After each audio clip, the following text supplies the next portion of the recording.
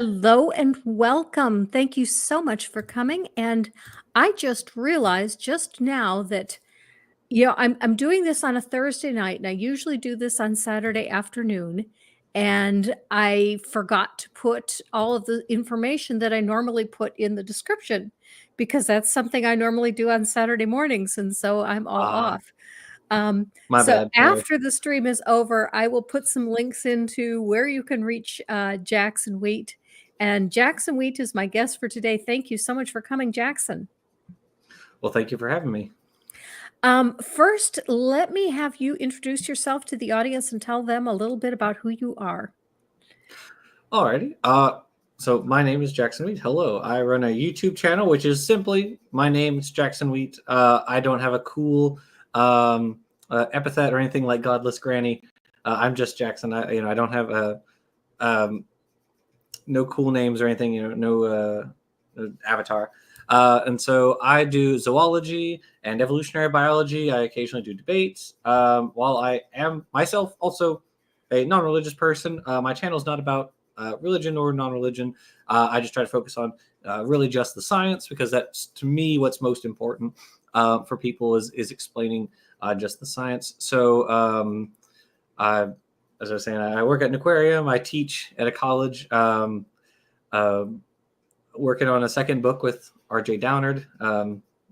So that's pretty much me.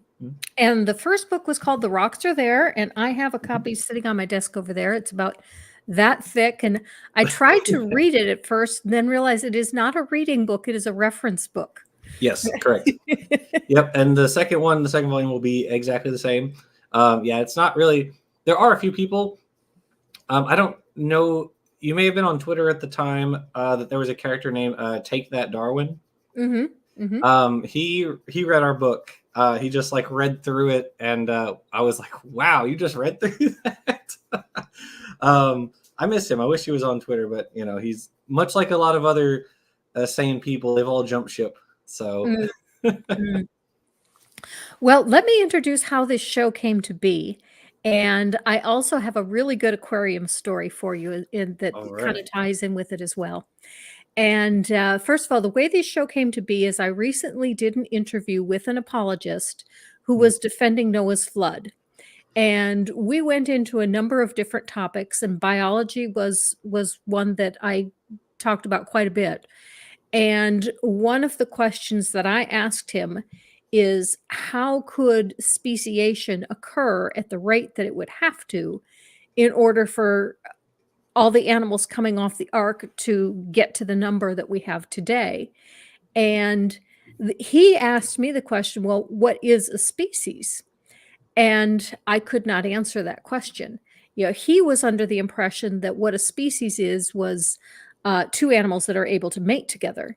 And I knew that that was possibly part of it, but I knew that was definitely not the whole thing, because I'm familiar with the fruit fly, or not fruit fly, the bacteria experiment, where the bacteria was unable to digest citrate, and that was one of the defining characteristics of the species. And that's how we knew it had speciated, because it could now digest citrate. So obviously digestion is something that can be a species as well. But we will get to the defining characteristics of a species in just a moment. Okay, we'll let you straighten me out on that one, because my science background is really not very good. In college, I took two science classes. I took Biology 101, and I took Chemistry for Non-Science Majors. And in Chemistry for Non-Science Majors, we learned how to make nylon, how to make brandy, how to make wine, and how to make styrofoam. Okay, interesting. That's kind of cool. Yep.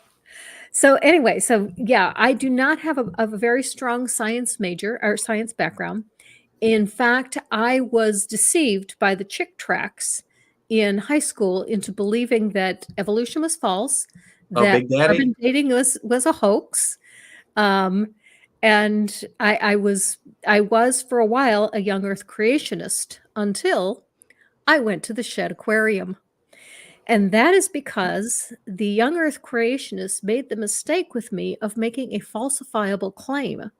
Mm-hmm. Claim that they made was that fish cannot grow lungs.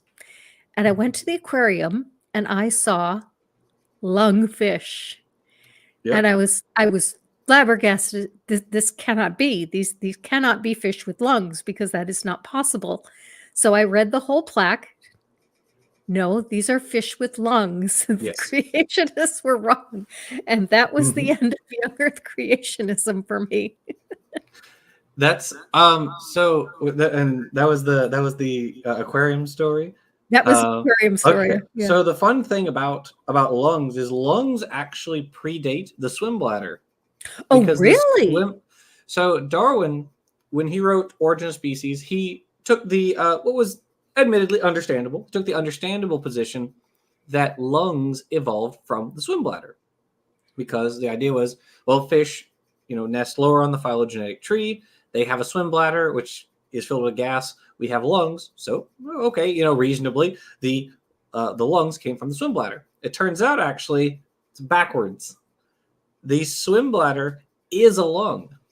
It's what was formerly a lung. So we're at the base of the bony fish tree. So basically, you have your fish, most of your fish, and then you have the lobe fin fish. You have the ray fin fish, which are like almost all fish you can think of. So everything that's not a shark or a stingray, and that isn't a lungfish, basically, is a bony fish, is a ray fin fish specifically.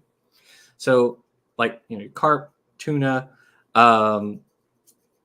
trout, everything you can think of, pretty much. Those are all bony fish. And so with these groups, at the base of them, you had a lung or paired lung, depending on which is correct.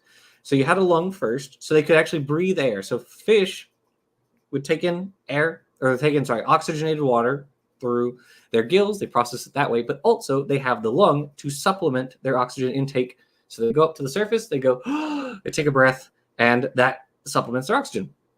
So very primitive ray fin fish that are still around today, and I use primitive in a loose sense. So like bichires, for instance, or bashirs. Oysters? Yeah, it's here. I'll put it here in our side chats to spell it. So it's Bichir or Bashir. I've heard it pronounced different ways. So I used to have I actually donated him to my aquarium where I work. Bichires are another type of fish that has lungs. So they have paired lungs, just like we do, and just like lungfish have. And well, coelacanths don't have paired lungs anymore because they lost one of them, but they fill the other one with fats. They don't use it for breathing. But both groups of fish originally had lungs. They had these lungs. If you look at gars and bowfins and sturgeons and paddlefish, which are the other really primitive ray fin fish, they have a highly vascularized swim bladder. Now, there are a lot of blood vessels that are still going to their swim bladder because it's when they branched off, it had only recently in geologic terms, stopped being a lung. It had switched from being a lung, so supplementing their oxygen, the oxygen that goes into their blood, and was refurbished for just holding air to make them buoyant, so they can be like neutrally buoyant, and they can swim.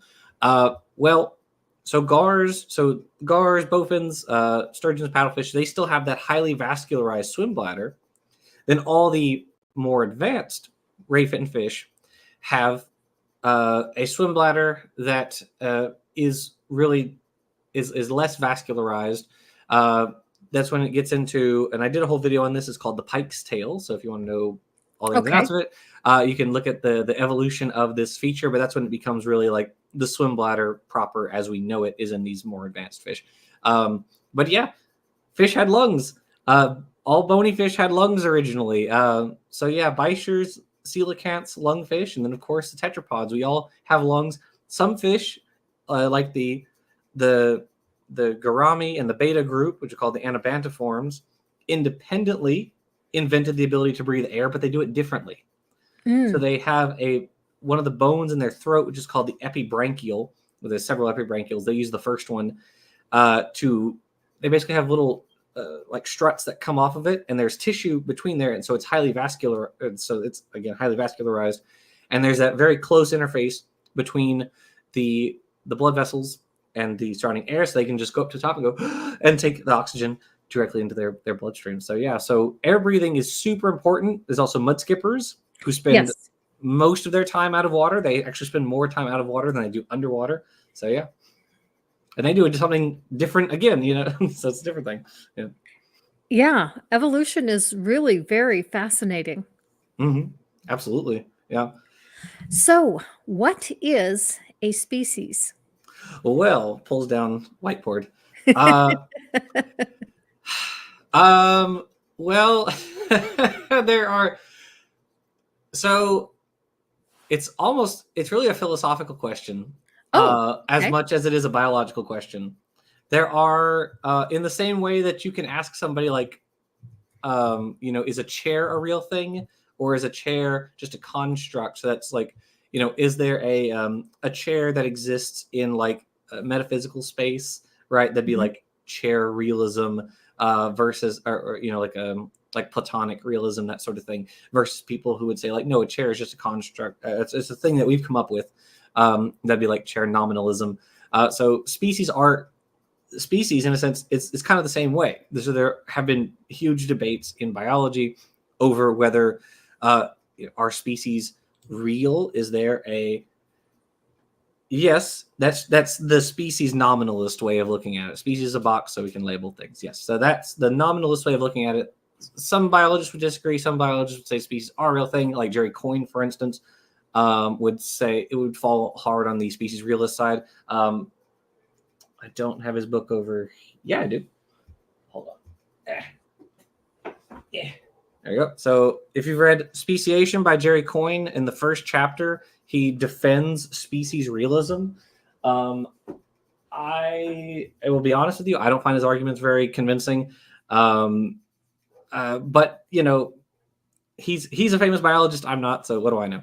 But anyway, so the species definition that you provided earlier, which was the one given by the apologist, that's the biological species concept. It was coined in 1942 by a famous biologist named Ernst Mayr. So Mayr came up with not just a concept for species, he did also come up with a concept for the genus, but that's been kind of since then.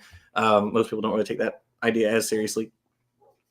But the broad idea, his biological species concept essentially said if all the members of two populations can interbreed and produce fertile offspring, that is to say, they can produce offspring who are also capable of producing offspring, then they count as the same species. So that is a definition, right? There are, and again, you can reference Speciation by Jerry Coyne and H. Alan Orr. Very good book. I highly recommend it. It's a really good book on speciation. I just don't really agree with their species realism arguments, but it's a very good book overall. They provide a list of different species definitions. There's the ecological species definition, which is where, say, for instance, you have two beetles, and one beetle population specializes on one plant, and another beetle population specializes on a different plant. And because they're on two different plants, they are never going to interbreed with each other. They're never going to mate. So in a functional sense, they are two separate species. Mm, Okay. So that's another way okay. you can look at it. And that does actually happen. You get that a lot with like bugs, Mhm. the apple flies. That's one famous example of that. The soapberry bugs. That's another famous example of that. Did I not say viable offspring? Did I You miss? did say viable offspring. Okay. All right. Sorry. Uh, so bugs do that a lot. That's like, you'll actually have flowers that will have species specific, like bees or wasps that visit them. So figs, for instance, have like species specific wasps that will come and pollinate them. So that's the ecological species concept. You also have the for things that are not alive anymore, the morphospecies concept. So you look at what is the morphology, that is what the shape of the body, right? Mm, So you okay. can measure the skull, you can measure the length of the body. You can say, okay, well, they have, their teeth are slightly more curved than this other guy, and you can compare them that way. There was a big debate over whether Apatosaurus and Brontosaurus were the same genus or not, or were the same we're the same species, I guess. And they were originally considered separate, and then they were considered the same for a long time, and then actually fairly recently they were split again. So it seems that there are statistically significant differences between individuals of each species, or each genus, really, because it's Patasaurus versus Brontosaurus. So the species came, or so the genus came back. I've heard Erica Gutzik-Gibbon do something along those lines where she'll be talking about a new specimen that's been found, and they're trying to classify the specimen. Yes. Is it one of this species? Is it one of this species, or Yes. is it a completely new species? Yeah, and I'm going to take a pot shot at paleoanthropologists here. Sorry, Erica. But yes, paleoanthropologists are terrible about that. They are constantly infighting with each other about, well, I get to name this species and I get to name this species. If you look at Homo erectus, had a very contentious history because Homo erectus spread everywhere. They went from Africa over to Asia. They went to Europe. They went down to like Australasia. No, not quite that far. They didn't quite go to Australia. They went down to like Australasia, so that area kind of in between those like islands in there, like Sumatra, Borneo, all those, Java, and so they're as a result of them going all over the place, they have variations. So some populations of Homo erectus are a lot taller than they are in other places. Some are very short, and so paleoanthropologists were like, well, I'm going to call this one Homo ergaster, and that one's going to be Homo georgicus, and that one's going to be, whatever. There's like a whole bunch of different names for the same species, and it kind of today there's sort of a middle ground where most of those have kind of been wiped away. If it's in Africa, it's Homo ergaster. If it's outside of Africa, it's Homo erectus. Is kind of the modern way of paleoanthropologists looking at that, if I remember correctly. Oh, the video I did on it was like a couple years ago. Which, if you guys are interested in zoology and paleontology, I'm doing a series called The Ancestor's Tale, which is based on Richard Dawkins and Yan Wong's book, The Ancestor's Tale, which goes backwards through evolutionary history. So the morphospecies concept, so that's another example. So you look at the teeth, the skull, whatever, do a statistical analysis. Is it close enough to be considered the same species, or is it different enough to be considered different species? Because we can't mate their fossils, we just can't do that. There's I'll give you one more, and then we can move on. Then there's like the physiological species concept, where that would be more like bacteria. So to your example about the E. coli in the Richard Lenski long-term E. coli experiment, they ran this experiment. They're still running it, but after like 55,000 generations, I think, one population developed, which is called the CIT plus, because they can digest citrate. They can metabolize it, whereas the other populations can't. They wrote this paper, it was by Zachary Blount et al. 2012, I think, where they looked at this population and they characterized, okay, here's the exact genetic mechanism that changed, right? Here's what mutated. There was a tandem duplication. So basically a segment of the genome got copied and put right next to each other. And so by copying them and you had the one copy right next to each other, there was a promoter on the end of this one. So basically there was a segment of a gene that said, hey, read me. And by putting the rest of the gene right next to that little promoter on the end there, now the second part gets read. And as a result of that, they can metabolize citrate, not just anaerobically, which is what E. coli do typically. That's one of the ways you can identify E. coli is, can it metabolize citrate anaerobically, so without oxygen in the environment? And yes, that's what E. coli normally do. But this one, the CIT plus, can metabolize citrate aerobically, so they can do it in the presence of oxygen because of that little promoter that's slapped right in the front. And so you could say, for instance, if you wanted, and that I believe that's what Blount and Lenski did, is they said this counts as a new species. There's some back and forth on that. Honestly, I really don't care whether or not it's a new species. I think the argument's kind of irrelevant. The fact is, it has a new physiology that did not originally exist. This is a novel characteristic that is, whoops. Oh, interesting. I don't know if that's me. It has a novel characteristic that did not exist in the ancestral population. So, like, that's the important part. Creationists like to argue and say, oh, well, so-and-so said it's not a new species. Yeah, I don't care. Okay. Like, I don't know. So there's a lot of different ways you can do it, and in reality, you're probably going to look at some version of all of these if you're trying to decide whether or not something is a species. Okay. I have heard apologists say that yeah, they have told me, yeah, that is not a new species because it's still a bacteria and it will always be a bacteria. Yeah, it's such a stupid argument. It is a fundamental misunderstanding of what evolution is. Yeah. Mm. And I don't know that we'll ever be able to convince them as to how step by step something can change into something else because it's not something that you can see all at once. Well, that's the thing, right? I mean, in examples where we do have that, like this example with the E. coli, where we literally we know exactly which mutations occurred along the route to giving them the ability to metabolize citrate aerobically, and they scream and they pout and they shake their head and they do literally everything they can to ignore it. Like they don't, it doesn't matter what you throw at them. They will always say, well, it's not this, it's not that for this reason. It's not that for this reason. It's not that for this reason. They'll say like, well, it's not a beneficial mutation. Well, yeah, it is. It went to fixation in this population. Well, it's not new information. Well, define That was information. where I was gonna go. That is one of the biggest things is does it make new information? And I was thinking from your description of how it happened, with the genetics, would that not constitute new information?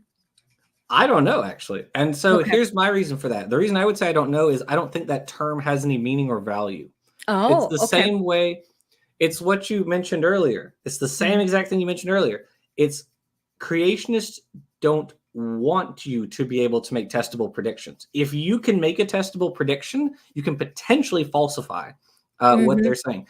So creationists bandy around information, genetic entropy, kinds. These are all terms that have literally no meaning whatsoever. I've done innumerable debates with creationists where it always comes down to, well, tell me what you mean when you say this.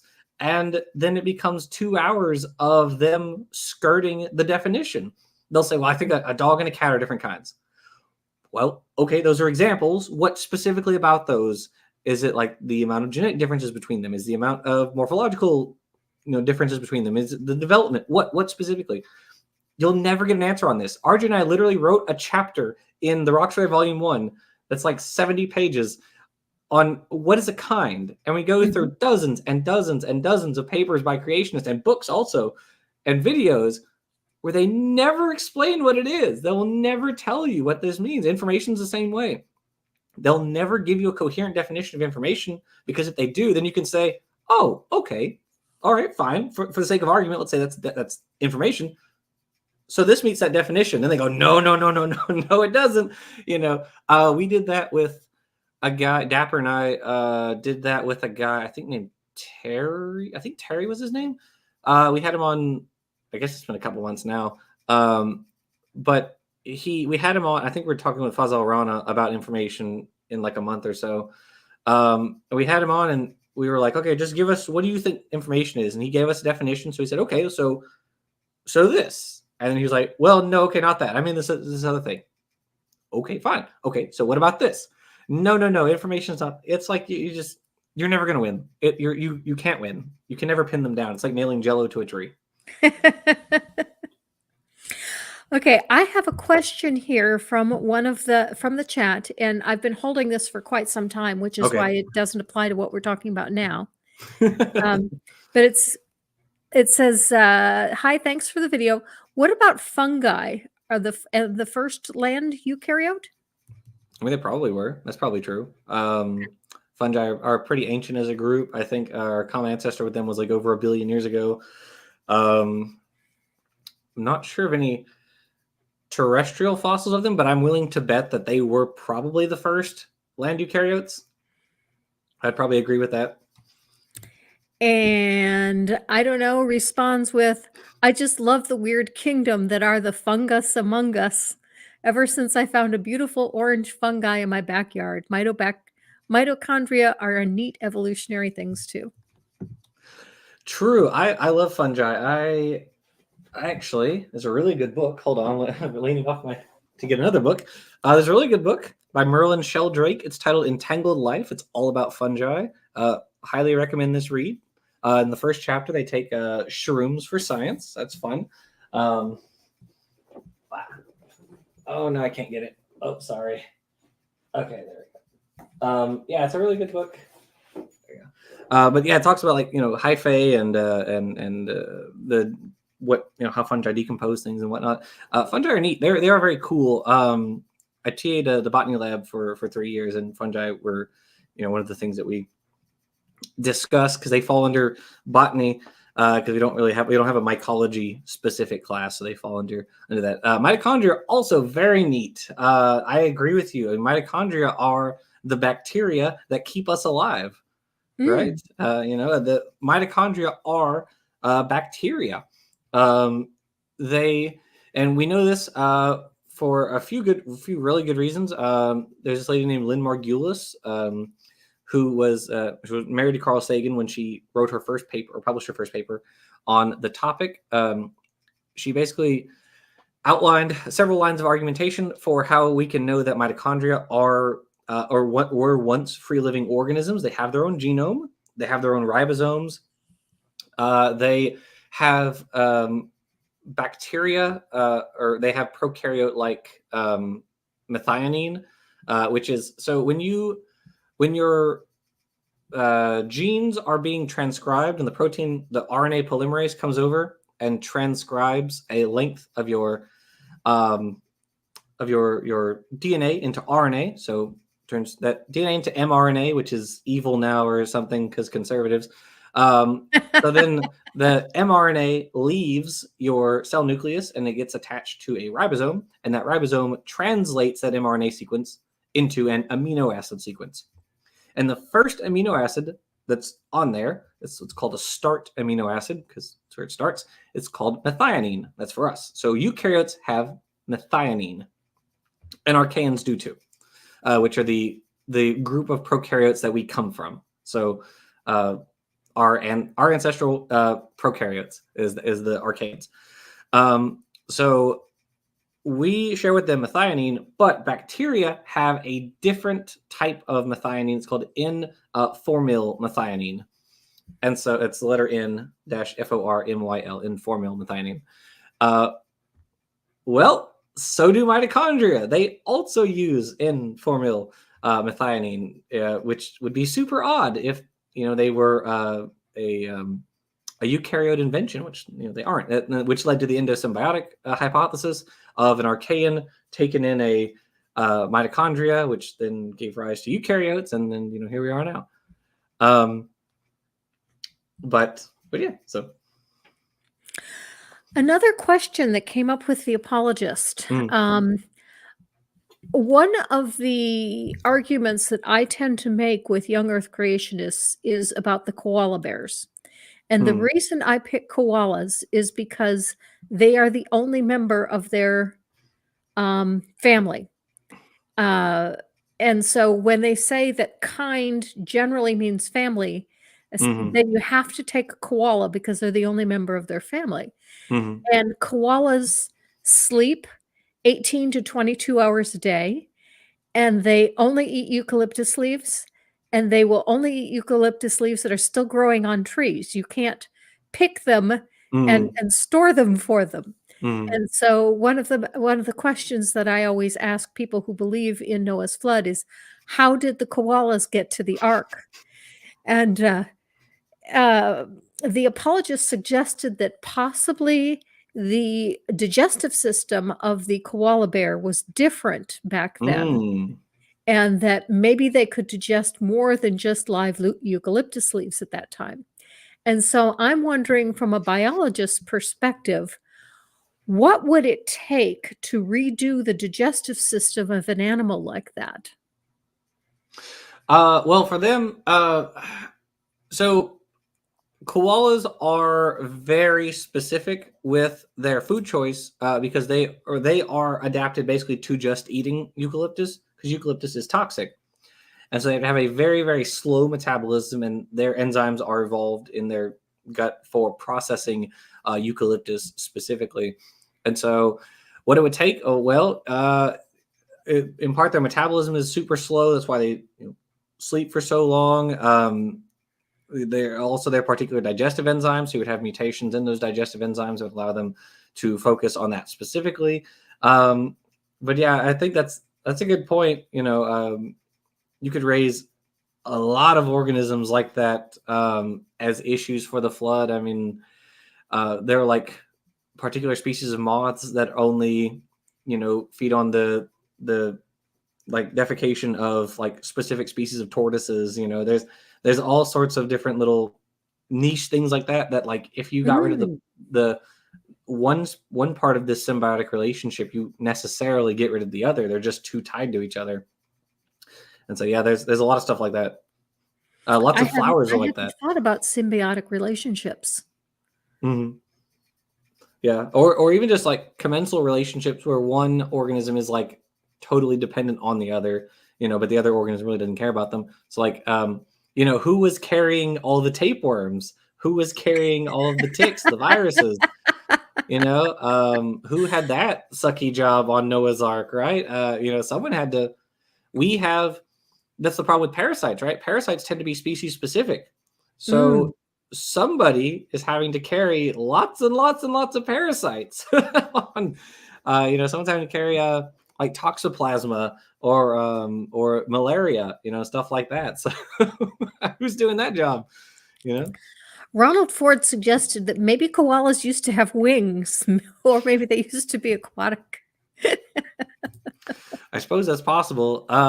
They're in the, I believe it's the Didelphimorpha, with like kangaroos and stuff, which is one of the major groups of marsupials. Marsupials are an odd little group. They've got like carnivore members. They've got omnivores, herbivores, like some of the weirdest herbivores. I mean, kangaroos are whack. Yeah, they're an interesting group. The marsupials are. Okay, serious question from Tim H. Distill down all the various concepts of species you have mentioned. What is your definition of a species in the most straightforward way, since I am still not clear? Oh, yikes. That's a hard question to ask me. So I'm a species nominalist. I actually had a couple biologists come on my channel. It was William Ratcliffe and Jesse Shapiro, I believe was his name. But so the three of us chatted because I'm a species nominalist. Shapiro is more of a realist, and then Ratcliffe was more just kind of like listening, and he was just kind of curious. Well, here's the thing. There are good aspects of all of those, right? So if you're a taxonomist, and oh good lord, taxonomy papers are the driest papers I've ever read in biology. Oh, really? They're so dry. Oh my goodness. But if you're a taxonomist and you're dealing with something living, for instance, you're probably going to use a combination of those. You are going to look at, well, does it interbreed with other populations? If yes, you're going to consider those as part of your discussion. If not, then all you have to do is consider this one population. What is the niche? What does it do in the environment? Does it only eat one species of berry? Does it eat multiple species of berry? Does it consume meat? Like, does it eat insects as part of its diet too? Do other populations do the same exact thing it does, or do they have their own particular insects? How does it mate? Does it do a little dance? Does it sing a song? How does it, what does it do to attract the attention of females? What time of the year does it mate? Is it the same time as the other population, or is it a different time? There are a million questions you have to ask. I'm sorry to say, if you are trying to figure out whether something is the same species or not, because the concept of a species can be fluid. It's not always fluid. A lot of times you can have pretty easy things to delineate, but in some cases, it can be virtually impossible to delineate. So an example we did a video on, which you've probably heard of before, is the ring species of Yes. Insatina salamanders in California. So they Yep. wrap around the was it the Death Valley, right? So they wrap around Death Valley. They come down. So the population comes down from Oregon, where it's more temperate, and then they hit Death Valley. They're amphibians, so they have to have some water as part of their life cycle. So they go around like a fork, right? And then by the time they meet up at the very end, the very bottom of the desert, the two lineages can no longer interbreed with each other. But if you remember, they were the same lineage up to here. So like here down, different, two different to interbreed.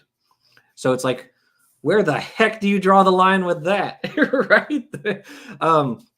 Because everything along the sides here, they can interbreed with the populations on the same side, right?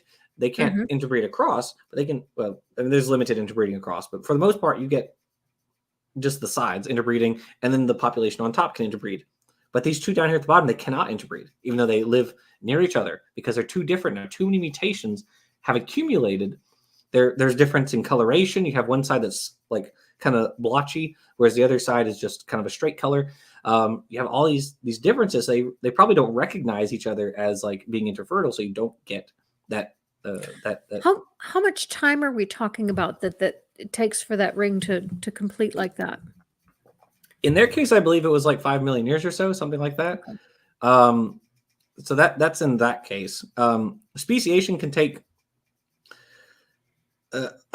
speciation can take different lengths of time. Plants can do speciation in 1 generation. You can have what's called a polyploid event. So basically, a species of plant duplicates the number of chromosomes that it has in its gametes, and so the parent has 2 copies, then the offspring has 3 copies, for instance. Well, now if you try to back cross them, the offspring can't mate with the parent, right? Or you get something weird like that. So that sort of stuff does happen, and so that can be in 1 generation, or you can have multiple generations. So you can have very slow, gradual accumulation of mutations leading to new species. So, like in the salamander case, it takes a long time. There's a very famous experiment by Theodosius Dobzhansky, one of the famous evolutionary biologists of the 20th century. And he had this lineage of fruit flies, which was Drosophila polystorum. And in only 5 years, this one lineage became unable to interbreed with the other populations of Drosophila polystorum.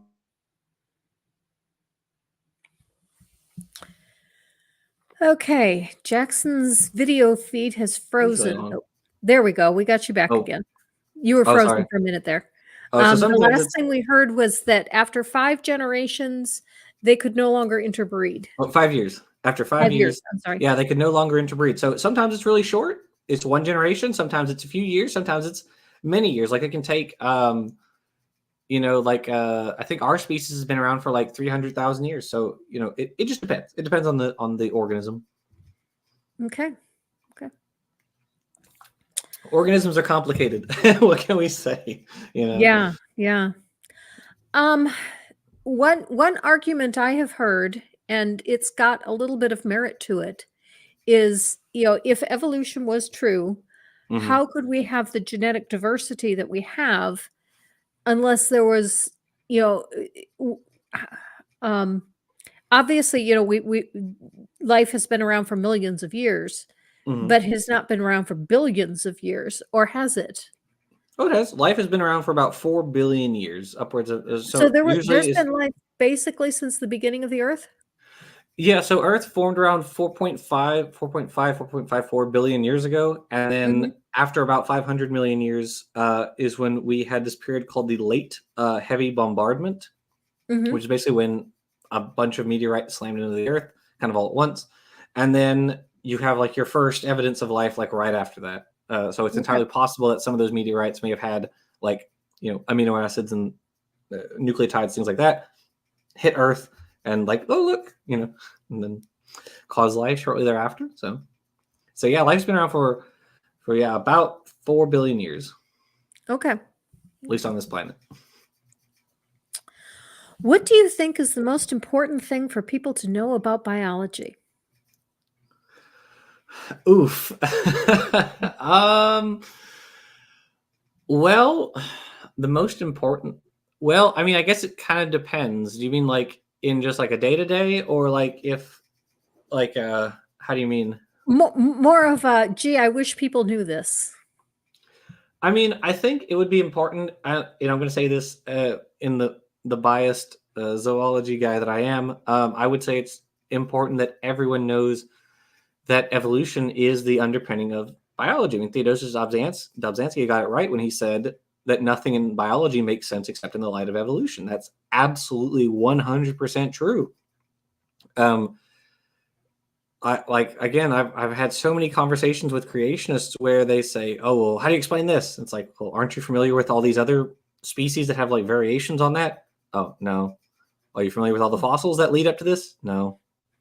Well, okay. Well, and then like, how can you ask? How do I explain this? Like, how do you explain it? Or just God just snapped his fingers and it was the way that it was. Like, okay. Right. But like, it, evolution is the underpinning of biology. That is so that like you can't have biology, you can't do biology without evolution. Wherever you look, you're going to see evolution, the fingerprints of evolution. Jacques Monod, one of the biologists who discovered the lac operon, who won the Nobel, who was one of the guys who received the Nobel Prize for that. He pointed out hey, evolution is a tinkerer. Evolution is not an intelligent designer. It takes what you have existing and it fiddles with that, twists the dials very slightly, and in the next generation it twists them a little bit more, and so on and so on. And so when you look at the fossil record, or you look at the diversity of organisms today, that's why we have this diversity, because you have one species whose canines are a little bit more curved, and another species they're a little bit more curved, and so on. And you can see this enormous diversity. Darwin made great use of that with regards to the Galapagos finches. Well, sort of, well, archipelagos in general tend to have on each island you have a slight variation on whatever it is. So for the Galapagos, it's the finches are slightly different, or they're not really finches, they're tanagers, but whatever. Or the tortoises are slightly different on the islands. There's also the Balearic Islands, off the coast of Spain, where you have these. There was a particular species of goat where the goat was slightly different on these islands, or when Wallace was looking at the what you call the Malay archipelago, so that Australasia area, there's the islands on the southern part of it, more or closer to Australia, have Australian fauna, but the ones in the northern part, Java, Borneo, etc., Sumatra, all those, they have Asian fauna. It's what the heck is up with that? Why is it like this? And so once you understand evolution, once you understand the basics of this process, natural selection, speciation, and so on, that all makes sense. Suddenly, that all makes beautiful, perfect sense. I'm teaching an intro physics class to non-science majors this semester, and it's really imparting unto me the importance of explaining really, really, really, and I don't mean this in a rude way, really basic concepts. We take so many basic concepts for granted, not basic in the sense that they're dumb or anything, but basic in the sense of these are foundational ideas within this field, and we take them they're so for granted. What is energy, right? So many people have an idea of what energy is, but if you don't ground that out in physics, they're energy is you shoot energy from your fingers, to hit the guy over there, or you have the energy of your aura or your chakras or whatever the frick.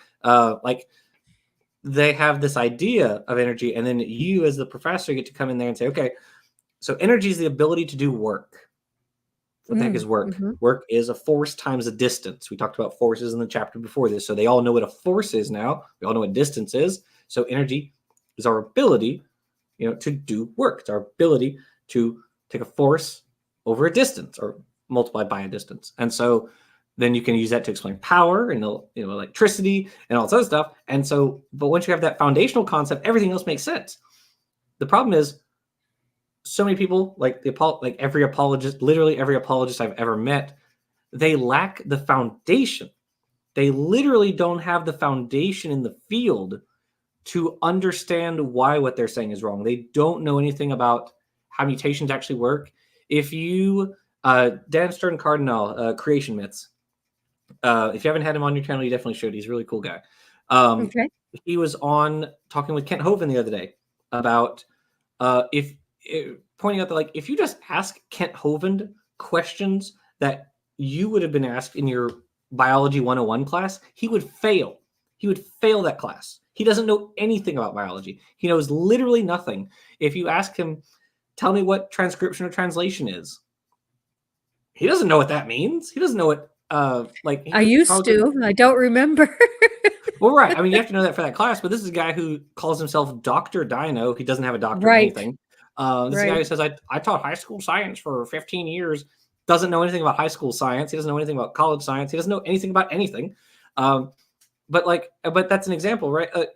When you ask these people, if I were to give him a test, one of my tests, which my tests are for non-science majors, so I try to make them fairly easy, right? I'm not grilling these kids on these topics, right? But if you were to give him one of these tests, he could not tell you these answers. None of these apologists can. None of the creationists can. They don't know the basics in these subjects. Or if they do, they're just liars. Like, so those are the only options. They're either completely ignorant or they're just liars. Those are the only options. I had a really good high school physics teacher, and when he demonstrated work for us, he went and he was pushing on the wall, and he said, Mm. because the wall doesn't move, I haven't done any work. Oh, pretend the wall didn't move. He pretends like he actually moved the wall. And it was so funny. That was 50 years ago, but I still Mhm. remember it. Oh yeah, a great science or a great history teacher changes everything for you. I've had some pretty wonderful professors and teachers in my time in academia, and I'm very grateful for all of them. My botany professor, who became my thesis advisor for my master's thesis, like he's awesome. I loved the way that he explained concepts to us, and he was very passionate, or is very passionate. He's still alive about the subjects that that he teaches and stuff. I love that. I think that's awesome. That's super cool. I try to be, passionate about these topics. I tend to bring in, because I'm biased towards zoology, is because of my background. I try to bring in zoology stuff as much as I can to the physics class. I try to ground out a lot of what we talk about in physics with, okay, well, here's how this applies to animals and stuff. So today, it just happens we were talking about acoustics, and we're talking about sound reflection and refraction. And of course, who uses sound reflection? Well, bats and whales do. It's what echolocation is. So I can bring in the example like sonar. We use sonar. We mapped out the seafloor that way. Mhm. And then bats and whales also take advantage of that, a very similar process. They're sending out high frequency sound waves, and then they're receiving them. And so I use those concepts, bring it back to them and say like, okay, here's how this applies here. Have you guys ever wondered about this? Why do you think this is the way it is? And honestly, that's given me such immense appreciation for everything. I was telling my my fiance just the other day about how I'm working on the PowerPoint for the next chapter, which is on electricity. And I don't know anything about technology. I'm terrible at technology. But one thing that I found very cool is like how radios work. How an antenna generates a radio wave, and then how another antenna receives that radio wave. Like, I was reading about that, I'm like, it's genius. Like, when you actually think about it, you take the principle and then you apply it, and you can generate a radio wave. Like, that's freaking amazing. And we do this literally all the time. With like, I can pick up my phone and call, a relative in Michigan in Mhm. like a second. I can do that. That's so freaking cool. And then some idiot comes along and says that like the technology that you use to do that is like spreading the coronavirus or something Oh gosh. stupid. It's so crazy. One thing I remember from junior high was going to the Chicago Museum of Science, Hmm. and they had what they were predicting would be inventions of the future, and they Hmm. had this telephone on a table that had a screen on it where you could see the person you were talking to on the telephone, and I thought it was fascinating that they had realized that we would one day be able to see people that we talked to on the telephone, but they Hmm. did not anticipate that phones would become cordless. Interesting. Okay, that is kind of fascinating. Yeah, uh, I'm not a huge Star Trek fan, but I do know that they had flip phones. They had flip phones and iPads and stuff. Mhm. In the old Star Trek, um, and we now have like watches where we can go like I'll be home in 30 minutes. And stuff like that. It's like that's right out of Star Trek. But Dick like Tracy. yeah. So it's very funny that it's very difficult to predict where technology will go, Mhm. especially given that half of our population is insane right now. So Oh, it's yeah. it's very, very hard to know where things will go. We have a question here from I don't know, and I'm going to take the second half of it and let you grade my answer. You get to be the Okay, go science ahead. teacher. Why are there still ancient species like crocodiles, coelacanth, and cyanobacteria? Mhm. And my answer to that question would be because they are well adapted to their environments. They don't need to adapt and change because they are already well adapted to their environments. Correct? Yeah, that's part of it. Yeah, absolutely. That is the important part of the answer. I would say in addition to that, there are no ancient species. Would be my Ah, other part of the answer. okay. So I actually did a video. Well, I guess not really recently anymore, on that very topic, and that was called the coelacanth's tail. And the point of the coelacanth's tail is arguing that actually coelacanths are not as ancient as you think. The modern ones aren't. So the modern genus is Latimeria. There's Latimeria, Chalumnae, and ooh, I don't remember the other one offhand. Oof. F minus on that one for me. Anyway, there are two modern species of, I think it starts with an M, of coelacanths, and one lives in like off the coast of South Africa, and the other one lives in Indonesia. So these species actually only split like within the last like 60 million years, and some estimates put them as recently as 6 million years. So they split pretty recently. Crocodiles again. The different species, the genus Crocodilus only goes back like I think only like 8 million years, something like that. It's pretty recent. Um, Cyanobacteria again. Cyanobacteria also the different species that are around today. You can look at the cyanobacteria we have today. They look like the cyanobacteria from deposits like 2 billion years old. So that is true. They do look the same, but they're not the same species, right? So they are, in fact, different species because all populations are like constantly undergoing evolution. They are all constantly changing, even if they really don't need to change all that much. So genetic drift is like always happening. So there are always random fluctuations of alleles within populations, even if the overall features of the species stay pretty much the same. I mean, for instance, if you look at coelacanths, modern coelacanths look reasonably similar to coelacanths that were around 200 million years ago. I mean, they look pretty similar, right? Like they're not the same, obviously. If you like, that's why we did a different video on what's called the Haranyaya tactic. Are you familiar Mm, with Haranyaya? not at all. Haranyaya, also known as Adnan Oktar. So Adnan Oktar is his real name. Haranyaya is his stage name. He's a Turkish creationist, and he he's in jail for 1,000 years now because of sex trafficking. But he wrote this book years ago, which he mailed. If you read the book, Greatest Show on Earth by Richard Dawkins, he talks a little bit about it. They have been evolving. Well, again, slowly. It kind of depends on what you mean. But anyway, I'll get back to that. Anyway, so Haranyaya, what he does is says, he says if you've probably seen creationists do this before, almost certainly. They take a picture of a modern organism and a picture of a fossil, and they say these are the exact same. And they'll say the fossil is 400 million years old. And it looks the exact same as a modern organism. Never once ever have I ever seen that to be true. Not once ever. They never pick two of the same species. Why is that? Because they can't. They literally can't ever find two organisms that are the same species where one's a fossil and one isn't. They can't. Mm. So like what they'll do is they'll say like, what's a stupid example? Well, they'll do it with coelacanths, for instance, right? They'll say like the modern coelacanth Latimeria, like Chalumnae, and then they'll take a Triassic coelacanth from like 240 million years ago, and they'll say, look, they're the same.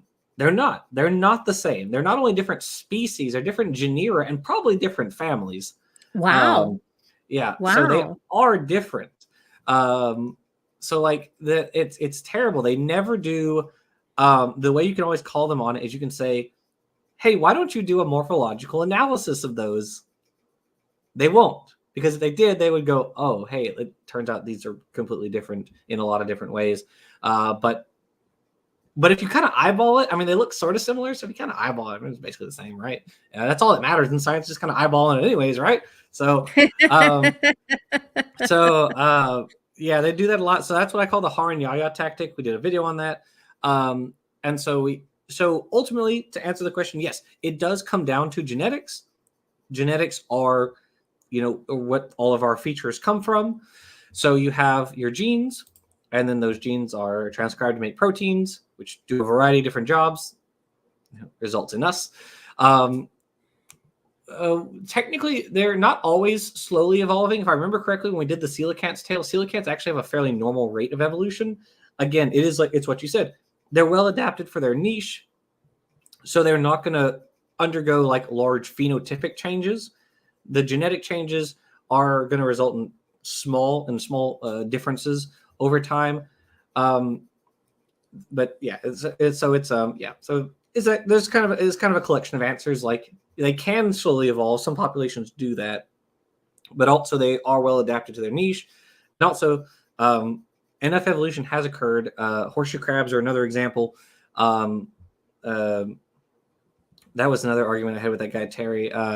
He was obsessed with a species of horseshoe crab from the Jurassic, which is called Limulus darwinii, whereas our modern horseshoe crab Limulus is Limulus polyphemus.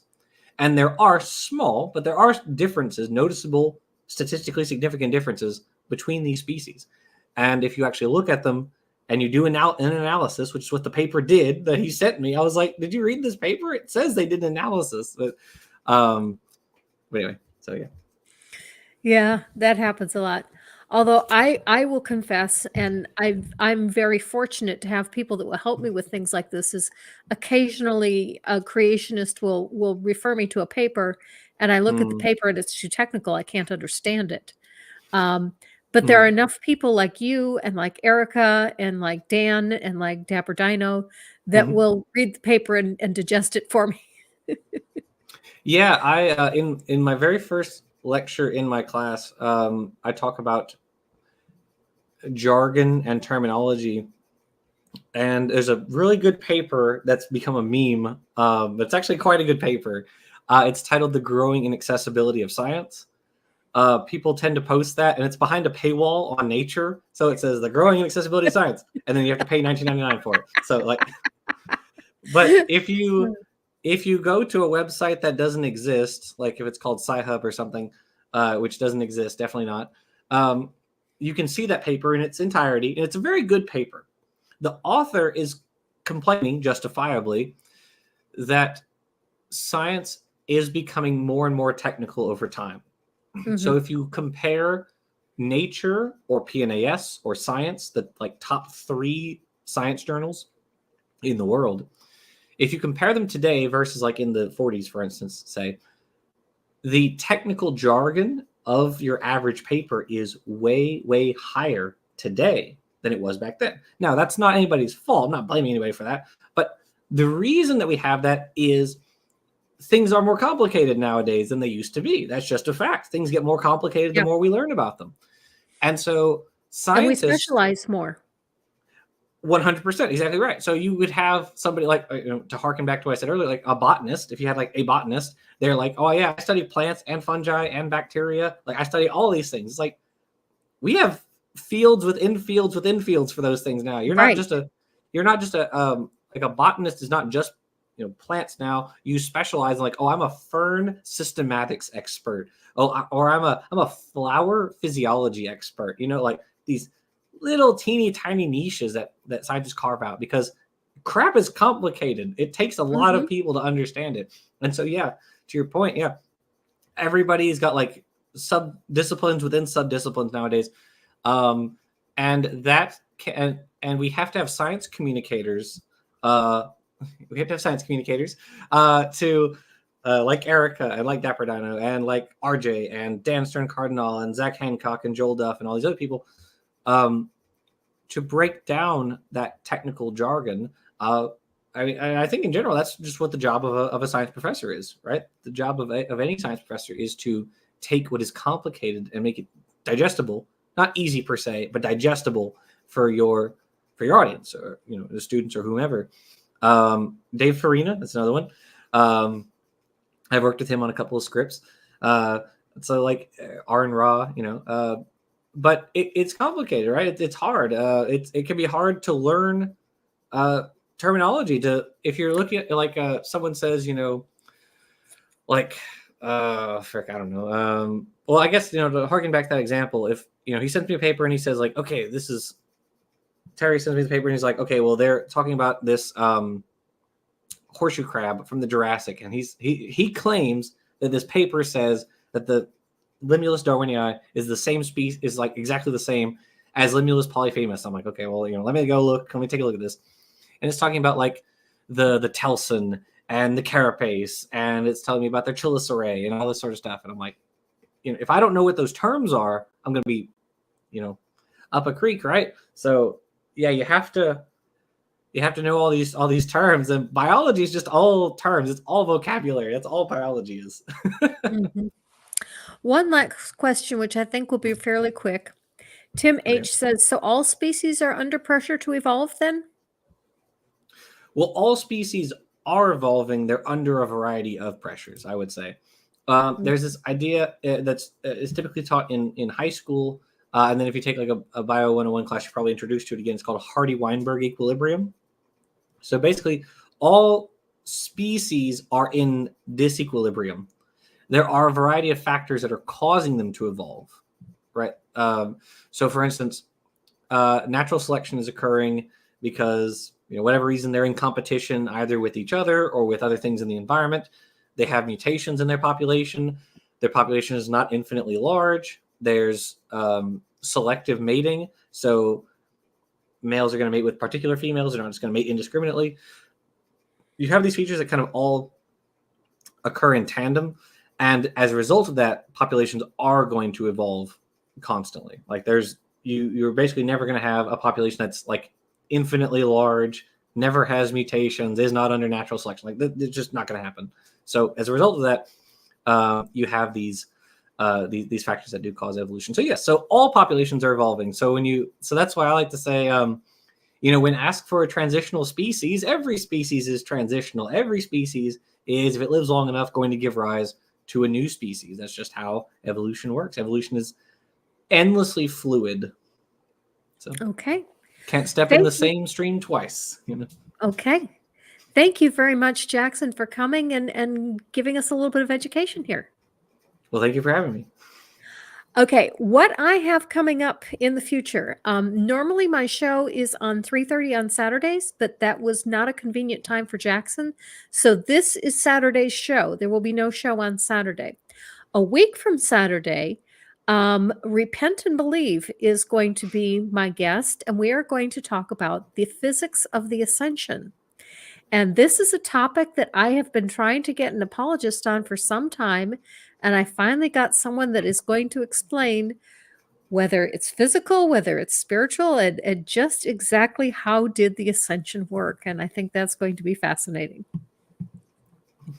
Okay. So thank you to all of you who are watching. And thank you especially to you too, Jackson. Well, thank you. Live your life.